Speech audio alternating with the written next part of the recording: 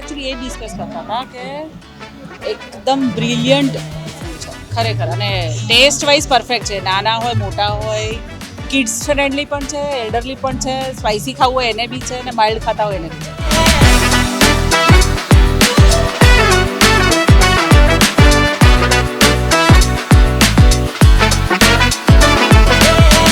Food तो काफ़ी अच्छा है, अंडर डेकोरेशन भी बहुत अच्छा है, एंड आइटम्स भी जैसा गुजराती में स्वीट होती था ऐसा नहीं है, तो टोटली नॉर्मल है. स्पेशली मिर्ची बज्जी एंड भजिया वगैरह भी बहुत बढ़िया है.